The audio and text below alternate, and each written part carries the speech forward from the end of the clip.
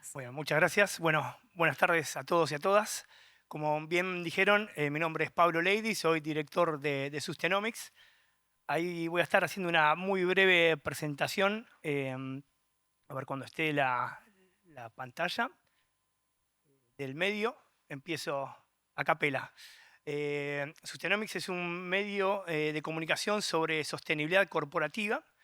Su nombre nace de un neologismo, para que se entienda a nosotros es la fusión de dos palabras que es sustainability y economics.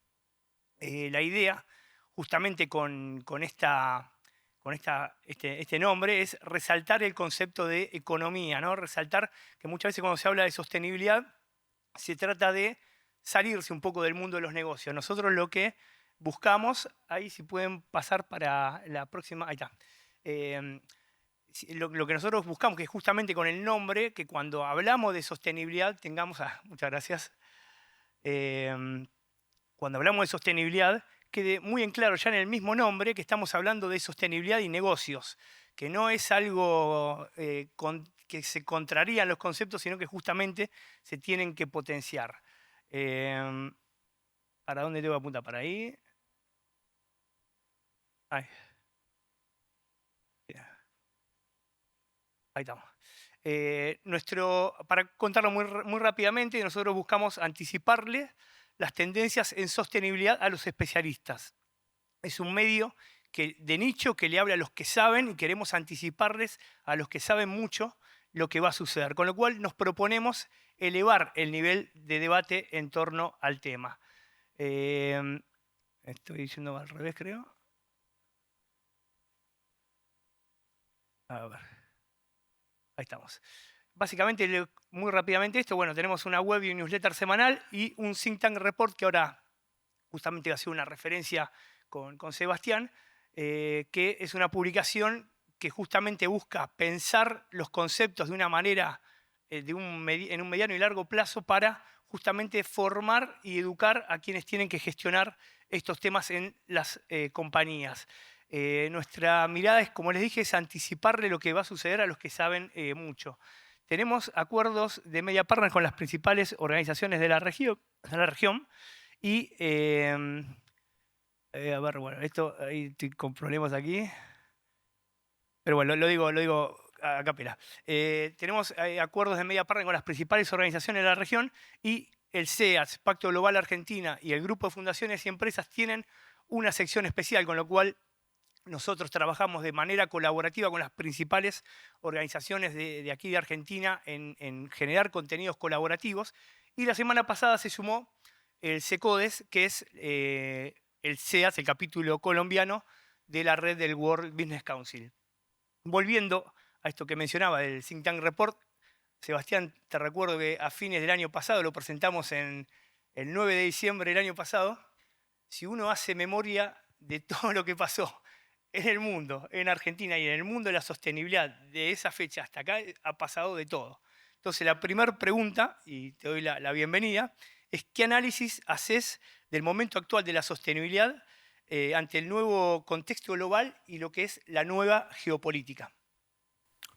Bueno, gracias, Pablo.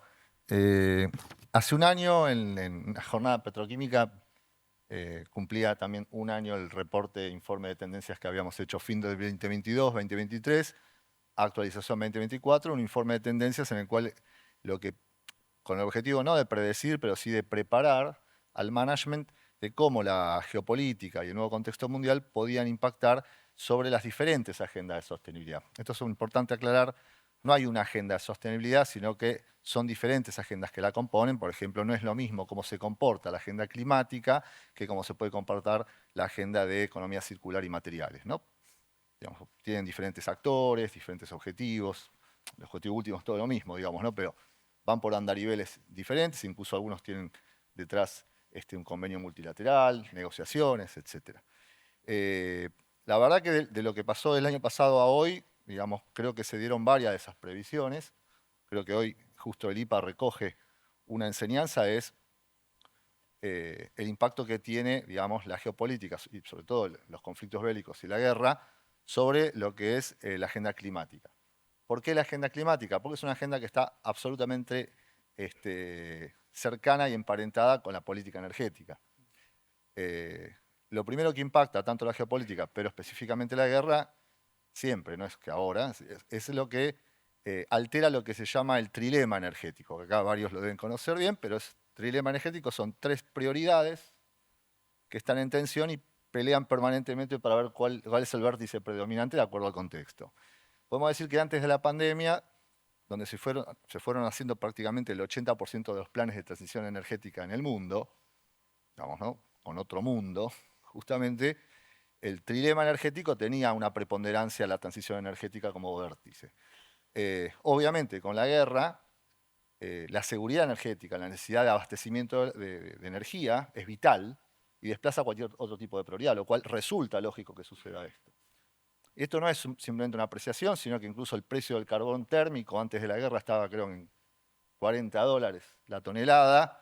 Un momento de la guerra llegó a 400 y ahora nunca más recuperó un valor de 40, hasta 150.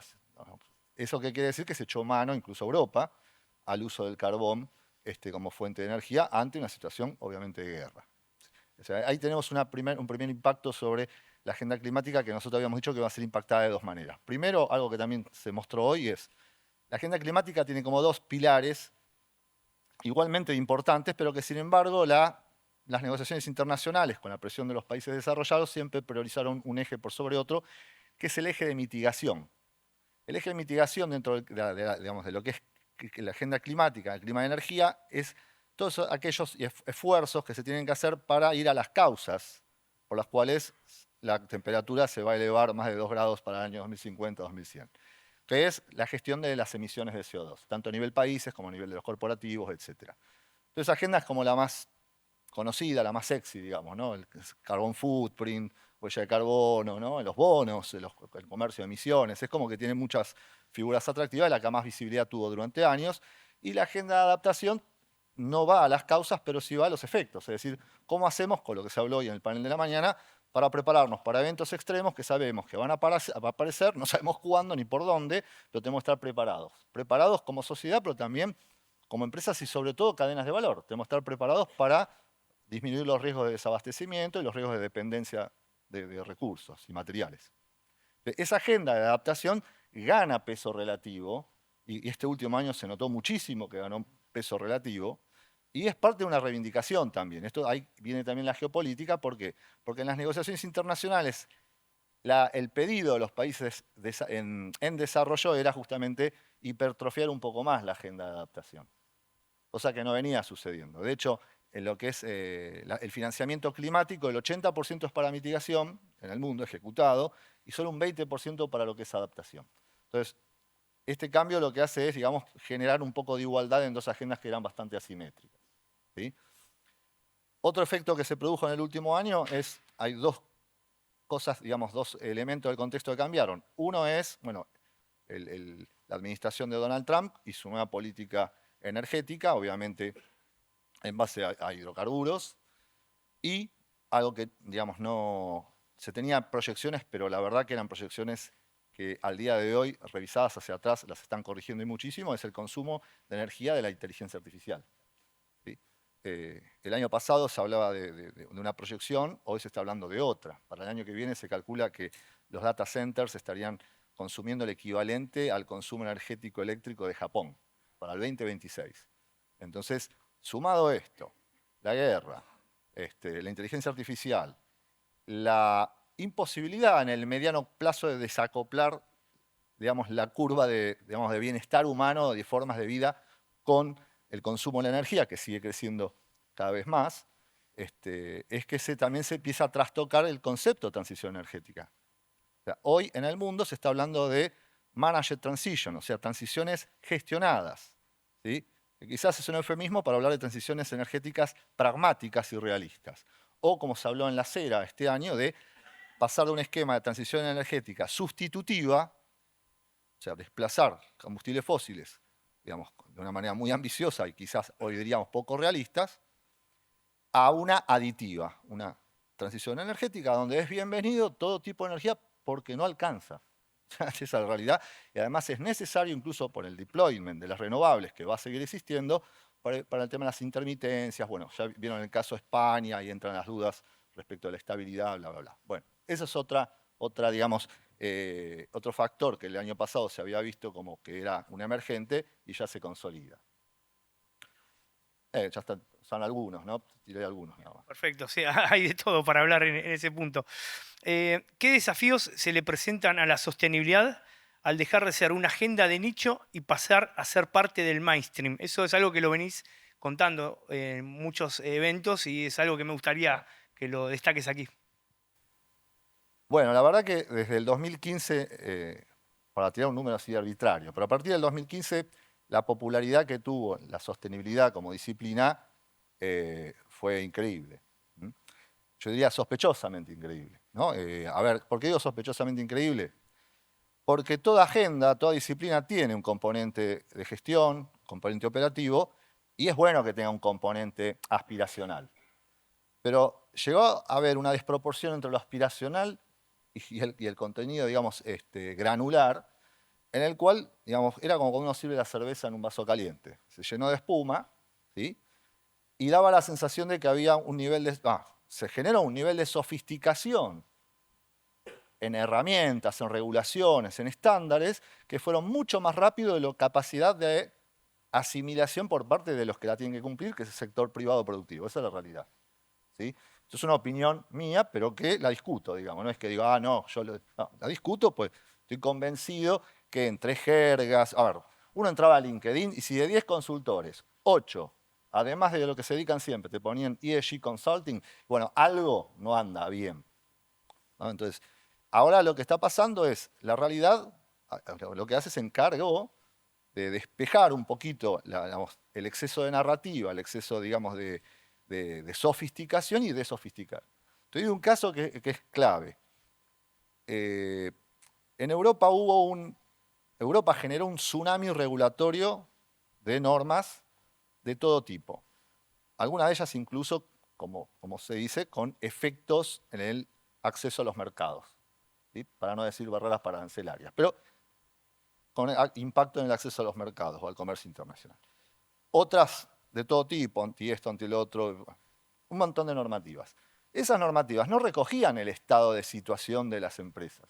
Recogían un estado del arte muy sofisticado en términos de lo que hacen las herramientas, de los que hacen, digamos, teoría. ¿Mm? Entonces, claro, ¿qué pasó? Generó Una un... cosa, recordemos, no se limita a las empresas de la Unión Europea. Claro, pero bueno, ¿por qué? Porque tiene un efecto hacia afuera porque aplica las cadenas de valor. Vos tenés un socio comercial en Europa, es más, vos por ahí le exportás a China como un productor maderero acá. No, yo le exporto a China, no me alcanza. Bueno, China, como tiene una línea de exportación a Europa, tiene que cumplir con la directiva de libre deforestación. Entonces también le aplica a esa empresa que le exporta a un chino. Vos decís, pero ¿cómo puede ser? Sí, es así. Entonces, eso no solamente generó incomodidad en empresas, digamos, extraeuropeas, sino en la misma Unión Europea, porque realmente no, digamos, capturaron una foto teórica y regularon en función de esa foto teórica. Entonces ahora hay una regulación hacia la baja.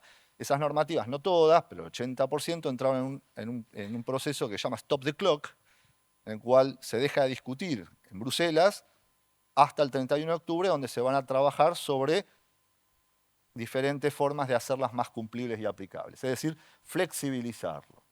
A nivel de los estándares también, estándares voluntarios también se están flexibilizando. ¿Por qué? Porque eran de élite. Lo podían hacer algunas empresas, otras no.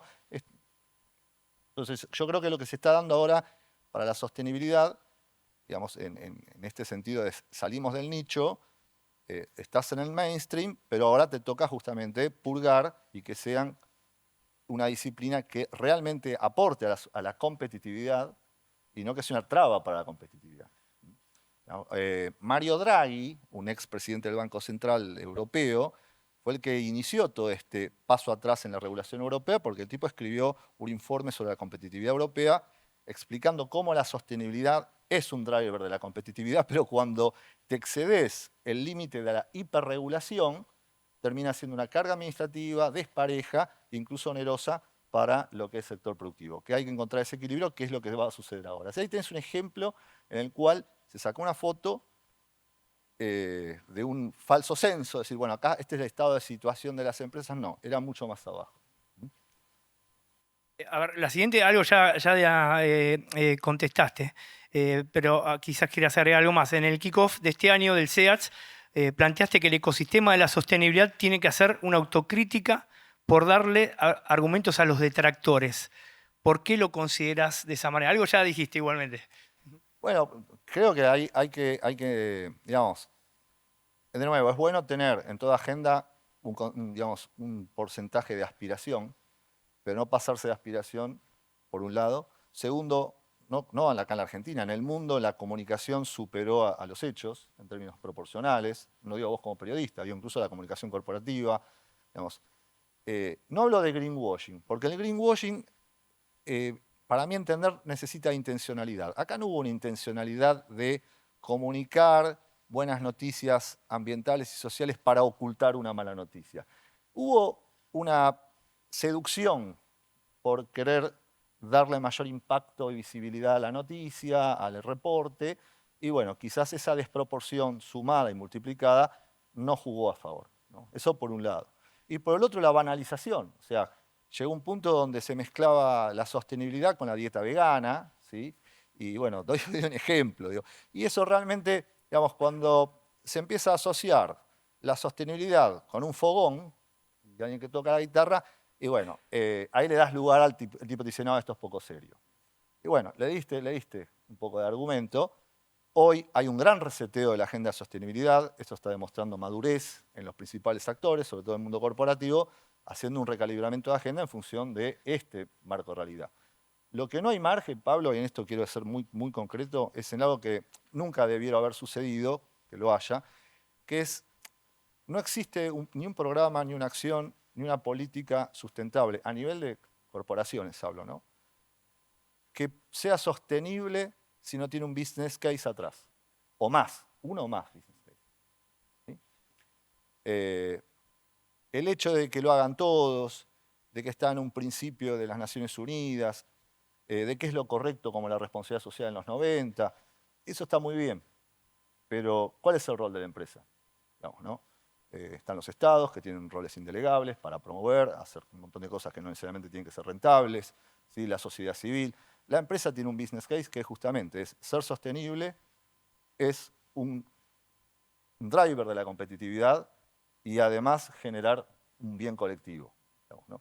Si perdemos eso, se pierde justamente la fortaleza que tiene la sostenibilidad a nivel corporativo.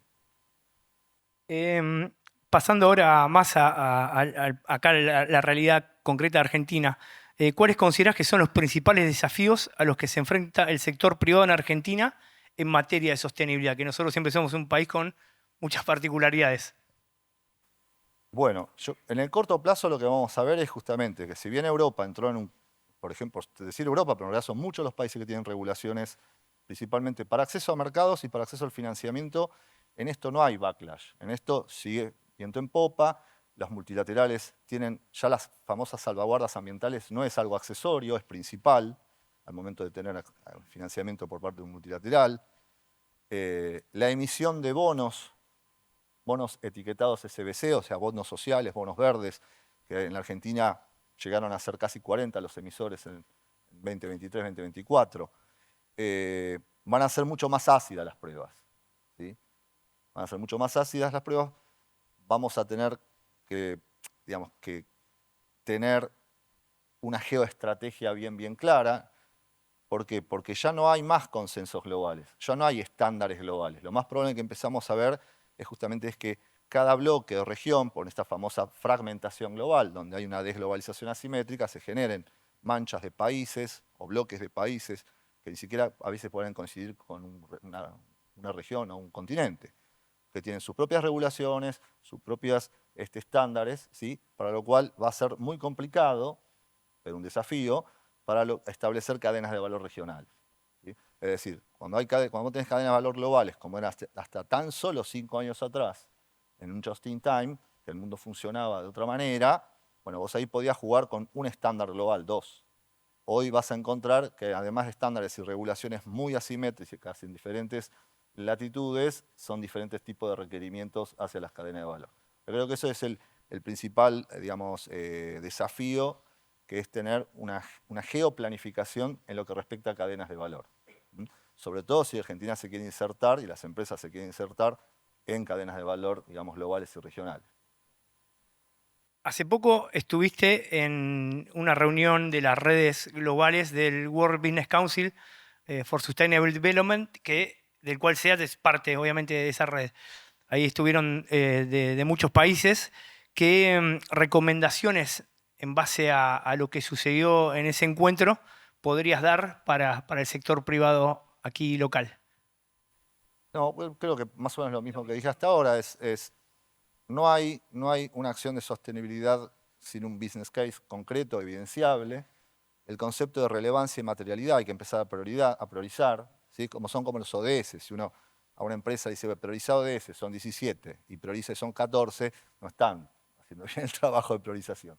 Hay que ser mucho, mucho más racional al momento de priorizar agendas, de alocar recursos y, de nuevo, encontrar siempre el o los casos de negocios en cada acción que se haga, porque es lo que le da justamente la legitimidad, tanto interna como externa, a la acción. Te agrego una. Se habla mucho del concepto ESG, como que algunos dicen va a desaparecer, tiene que desaparecer, otros dicen no, tiene que evolucionar. ¿Cuál es tu mirada con a veces con ese concepto? Es un debate que muchas compañías aquí a veces tienen que reportar. eh, ¿Cómo lo ves vos ese debate? ¿Tiene sentido ese debate? Primera pregunta. Mira, yo hace poco accedí a un estudio de social listening, ¿no? Como un estudio de mercado, pero que hacen es escuchar las conversaciones globales en las redes sociales.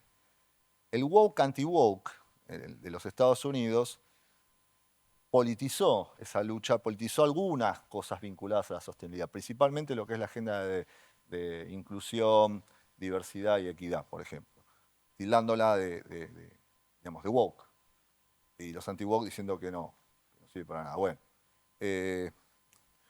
yo creo que lo importante ahí es, de nuevo, si hay un programa de discriminación, de inclusión, diversidad y equidad, donde yo puedo demostrar que tenemos casos que mejora tu marca empleadora a través de la atracción de jóvenes, la retención de talentos, tenés un business case y llamala como quieras. Llamarlo Day, no lo llames Day. Y de hecho sabemos que empresas incluso americanas lo siguen teniendo. ¿Por qué? Porque digamos, tiene sentido y tiene lógica desde el punto de vista de los negocios.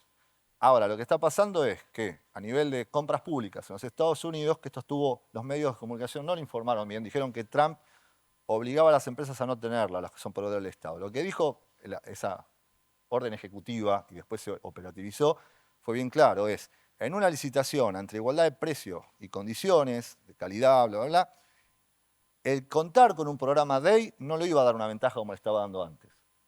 Y tiene lógica, pues si a vos el programa DEI te está dando un tipo de factor de competitividad, ¿por qué tenés que tener una ventaja? Si ya el precio lo descontaría, pues sos más eficiente, más creativo, más innovador. O sea, no se prohibió, lo que está diciendo es, no vas a ser elegido por esto. Y me parece que está bien, ni mal.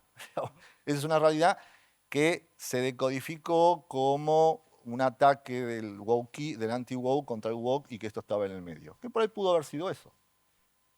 Una parte que lo explique, pero en realidad hubo una adecuación normativa, regulatoria, donde por diferentes cosas, incluso hubo muchos litigios por discriminación inversa, porque a veces en los programas de inclusión se incluye un colectivo y otro no, entonces otro colectivo diciendo, bueno, ahora me toca a mí, bueno, generó mucho conflicto. Cuando había una red, digamos, de resoluciones y de regulaciones que lo sostenían, se evitaban los litigios. Después ya no. Entonces hoy se los retiran para ponerlos a prueba, a ver si la gente de compliance puede ver de no dejar nada abierto.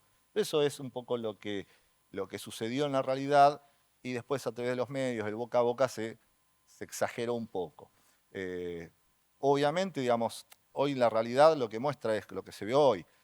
Ya no importa, digamos, cuando uno ve los riesgos físicos, como mostró Juan Pablo Citá, ¿no?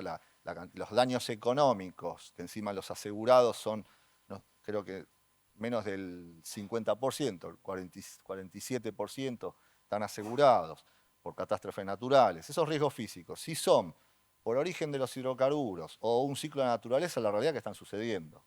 Y si uno no tiene un plan, digamos, de resiliencia y de adaptación ante eso, y la verdad que va a tener, digamos, un riesgo ya, digamos, un nuevo riesgo que va a impactar sobre la operación, porque ahí tenés problemas de desabastecimiento, de logística, ¿sí? Y ni hablar de lo que cuando genera un impacto en la comunidad. Pero me parece que lo importante de esto es desideologizar esta disciplina. Al ser una disciplina, digamos, que ya adquirió, digamos, popularidad, va a haber gente que opina una cosa, otros opinan de otra. Ahí como que se sobregiraron en los compromisos, así que bueno, tenía que ver con eso. Y bueno, de mi parte ya nada más. ¿Querés agregar algo que no te haya preguntado? Siempre termino de esa manera las entrevistas, algo que no haya preguntado y que quieras sumar. No, que creo que es importante, digamos, continuar en la tendencia de que la sostenibilidad como un factor estratégico está, o sea, obviamente en el management, pero tiene que llegar al governance de la compañía, que es la mejor manera justamente de evitar greenwashing, greenhashing, los vaivenes que pueden tener el management, de decir, no, aprovechemos el timing y démosle comunicación, que haya una mirada estratégica, y el duty of care del director va a ser justamente que haya prudencia en todo esto, digamos, ¿no? Bueno, muchas gracias, Sebastián.